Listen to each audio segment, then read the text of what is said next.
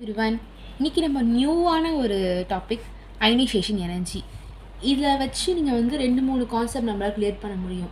So பேசிக்ஸாக வந்து எந்த ஆட்டம் வந்து அதிகமாக அயனைசேஷன் எனர்ஜி அப்படிங்கிற கொஷின் வந்து நிறையா வரும். இப்போது ஒரு லித்தியம், பெரிலியம், போரான் இப்படி சொல்லி கொடுத்துட்டு அதில் எதுக்கு அதிகமாக அயனைசேஷன் எனர்ஜி இருக்குது அப்படிங்கிற மாதிரி கூட கொஷின்ஸ் வரும். ஸோ அந்த மாதிரி இருக்க மெயின் கொஷின்ஸை நம்ம அட்டன் பண்ணுறதுக்காக இந்த அயனைசேஷன் எனர்ஜி தேவை. ஃபஸ்ட்டு அயனைசேஷன் எனர்ஜி போடணும் அப்படின்னா இந்த கான்ஃபிகரேஷனை சின்ன வயசுலேருந்து உங்களுக்கு சொல்லி கொடுத்துருப்பாங்க. இந்த கான்ஃபிகரேஷன் தான் ஃபஸ்ட்டு விஷயம். இந்த எல்லா கான்ஃபிகரேஷன் கரெக்டாக எழுதிட்டாலே அயனைசேஷன் எனர்ஜியை போட்டுடலாம். ஸோ இப்போ எஸ் பிளாக் அப்படின்னு இப்போ எஸ் ஷெல்லுன்னு மட்டும் எடுத்துக்கிட்டோம் அப்படின்னா அதுக்கு ஒரு பாக்ஸ் மட்டும் போதும். அதுவே நம்ம பி ஷெல்னு எடுக்கும்போது நமக்கு 3 பாக்ஸ் போடணும். இது நமக்கு தெரிஞ்ச விஷயம் தான். ஸோ எஸ் பிளாகில் இப்போ வந்து லித்தியம் வந்து 1s2 2s1. அப்போது இந்த எஸ் பிளாக் மேலே எவ்வளோ நம்பர் இருக்குது? 1. அப்போது 1 போடணும். ஸோ இது வந்து 2 விஷயமா போடுவாங்க. ஒன்று வந்து கிளாக் வைஸ், இன்னொன்று ஆன்டி கிளாக் வைஸ் அப்படின்னு சொல்லி போடுவாங்க. ஸோ இப்படி தான் வந்து ஒரு ஆர்பிட்டை ஃபில் பண்ணணும்னு சொல்லுவாங்க.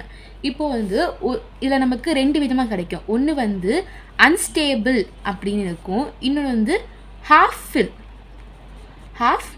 ஃபில்டு கிடைக்கும் நமக்கு, இன்னொன்று ஃபுல்லி ஃபில்டு கிடைக்கும். ஃபுல்லி ஃபில்டு சொல்லலாம், இல்லை ஃபில்டு சொல்லலாம். இந்த 3 விஷயம் கிடைக்கும். இதில் நம்ம ஃபுல்லி ஃபில்டை நம்ம எப்பவுமே ஹையர் எடுத்துக்குவோம். இந்த ஹாஃப் ஃபில் அன்ஸ்டேபிள் இருந்துச்சு அப்படின்னா நம்ம ஹாஃப் ஃபில்லை தான் எடுத்துக்கணும். 2 அன்ஸ்டேபிள் இருக்குது அப்படின்னா அதோட அட்டாமிக் சைஸை பேஸ் பண்ணி நம்ம பார்ப்போம். இப்போ இதை போடும்போது தெரியும். இப்போ அடுத்து பெரிலியம் பார்க்கும்போது மேலே நமக்கு 2 இருக்குது. அப்போ என்ன போடணும்? 1 2 போடணும். ஸோ இது புரிஞ்சுச்சா? Next boron. இப்போ இது வந்து பி ஆர்பிட்டால் பார்த்தாலே தெரியுது, நமக்கு 1 மட்டும் இருக்குது. ஸோ 1. நெக்ஸ்ட் சி 2 இருக்குது, 1 2.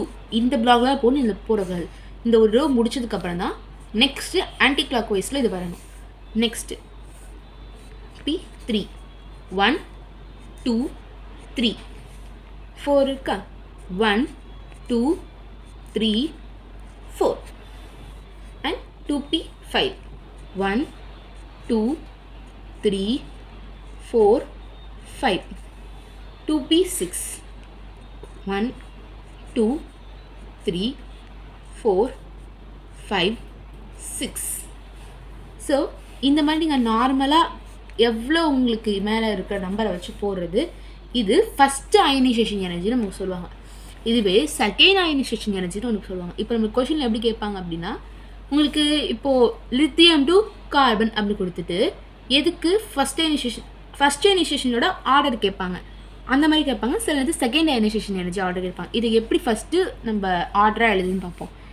இப்போது ஃபஸ்ட்டு லித்தியம், பெரிலியம், போரான் இப்படி எழுதிக்கோங்க. Boron, carbon, nitrogen, oxygen, fluorine, neon. So இப்போ லித்தியம் பார்த்திங்க அப்படின்னா இது ஹாஃப் ஃபில்டாக இருக்குது. ஏன்னா இன்னும் ஒன்று வந்தாலும் ஃபுல்லாகும். ஸோ இது ஹாஃப் ஃபில்டு, இது ஃபுல்லி ஃபில்டு. இது ஹாஃப் ஃபில்டும் கிடையாது, ஃபுல்லி ஃபில்டு கிடையாது. அப்போ அது அன்ஸ்டேபிள். இதுவும் அன்ஸ்டேபிள். இது ஹாஃப் ஃபில்டு, இது அன்ஸ்டேபிள், இது அன்ஸ்டேபிள், இது ஃபுல்லி ஃபில்டு. இப்போது லித்தியமையும் பெரிலியம் கம்பேர் பண்ணுங்கள். லித்தியம் வந்து ஹாஃப் ஃபில்டு, பெரிலியம் வந்து ஃபுல்லி ஃபில்டு. அப்போது ஃபுல்லி ஃபில்டு சைடு தான் அதிகம். இப்போ பெரிலியம் அண்ட் போரான் ரெண்டு கம்பேர் பண்ணுங்கள். இது ஃபுல்லி ஃபில்டு, இது ஹாஃப், அதாவது அன்ஸ்டேபிள். ஹாஃப் கூட இல்லை, அன்ஸ்டேபிள் இது. அப்போது பெரிலியம் தான் அதிகம். Next boron and carbon compare பண்ணும்போது இது அன்ஸ்டேபிள், அதுவும் அன்ஸ்டேபிள். ரெண்டுமே அன்ஸ்டேபிளாக இருக்கிற. இப்போ நம்ம ஆட்டம் பார்க்கணும்.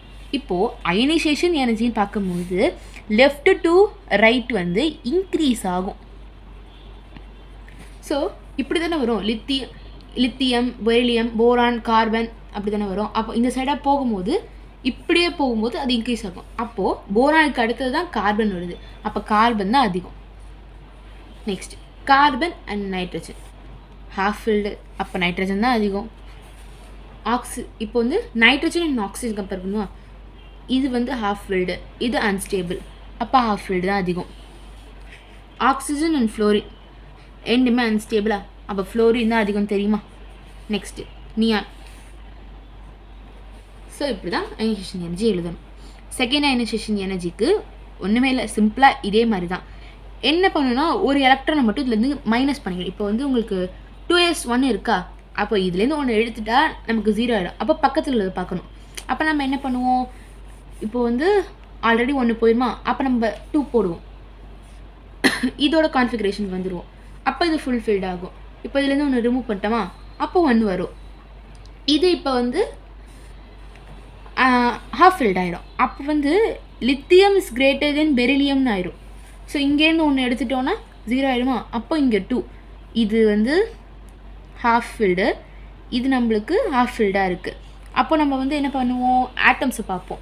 ஸோ இது எப்படி இருக்கும், இந்த இடத்துல பெரிலியமில் இப்படி இருக்கும், அண்ட் வந்து போரானில் நம்ம ஒன்று எடுத்துட்டோம். அப்போ பக்கத்தில் பார்க்கணுமா, இது வந்து இப்படி இருக்குமா, ஸோ இது போரான் வந்து அதிகமாக இருக்குது.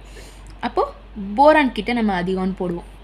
நெக்ஸ்ட்டு அப்படியே நம்ம போரானையும் கார்பனையும் பார்க்குறோம் அப்படின்னா இதில் ஒன்று போயிடும், அப்போ இதில் ஒன்று தான் இருக்கும். ஸோ இப்படி இதில் ஒன்றே ஒன்று மட்டும் தான் இருக்கும். அப்போது போரான் தான் அதிகம் பார்ப்போம். நெக்ஸ்ட்டு போரான் அண்ட் கார்பன் பார்க்கலாமா.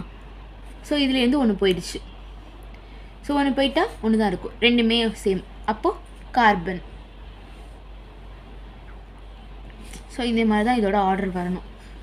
ஸோ இதை வச்சு உங்களால் 2 ionisation, first ionisation energy and second ionisation energy, இது ரெண்டுத்தையும் உங்களால் எழுத முடியும். ஸோ இந்த கான்ஃபிகரேஷன்ஸை ஞாபகம் வச்சுக்கிட்டா கண்டிப்பாக உங்களால் இதை எழுத முடியும். ஸோ இது வந்து ஒரு மெயினான டாப்பிக்கு. இதை நீங்கள் கரெக்டாக பண்ணிட்டீங்க அப்படின்னா இதுலேருந்து கண்டிப்பாக கொஸ்டின் நீங்கள் சால்வ் பண்ண முடியும். தேங்க்யூ ஃபார் வாட்சிங்.